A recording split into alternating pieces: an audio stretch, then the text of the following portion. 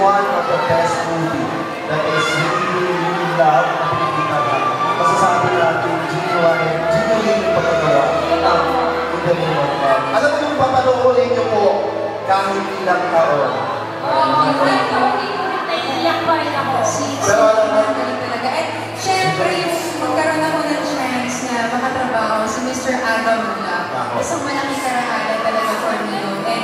And si Mr. Aga, wala po mas magwapo-wapo pa rin, di ba?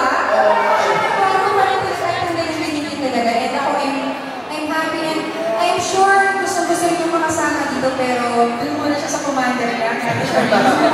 Huwag muna natin pigilan yun. At syempre si Jay Cueca na sobrang galing. I love you! ayan, kita mo naman. In the Name of Love, Angel, yan ang nagawa na sa'yo. At si Jay Cueca, syempre, ang galing ni Jay, di ba? Nakita natin kung gaano kagaling siya dito. At ako, impreso ko kasi kasabay ko kung nag-start sa clip. And then, nakita ko kung paano siya mag-grow bilang isang actor talaga. At ako very proud of Kayo, paano kayo nag-grow? At alam mo, Angel, eto, di ba sa San Francisco, pumunta kayo ni Jayton para sa screening ng In the Name of Love. Ngayon, anong feeling mo ng In the Name of Love umabot dito sa Europe at pinalabas sa Paris? Yes!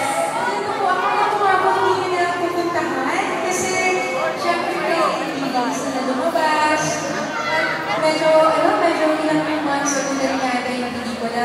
Kaya nakakabago ng puso na nandyan po kayo, tinapos niyo po yung pelikula at narinig ko po yung mga reaction niyo habang nanonood. Nandun po kami sa likod, pinapakinggan po namin. So, maraming salamat po talaga.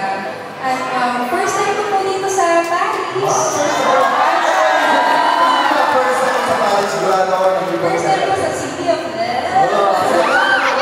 First time sa City of Love. Ano naman yung place dito sa Paris na mukhang na-in-love ka talaga? Favorite Sa kayo pa, sa hotel pa lang yung nakikita ko.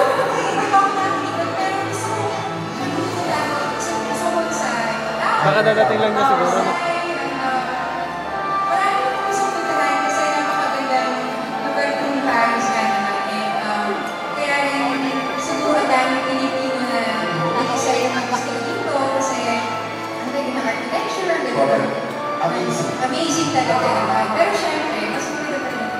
At sigurado ako yung tumis na rin ng ating mga kapwa-Pilipino ang Pilipinas. Kaya naman sa Pamilya Fiesta World, na nandito, di ba? Ito, ang tanong natin, Ara, ano kaya ang dapat abangan kay Miss Angel Locsin?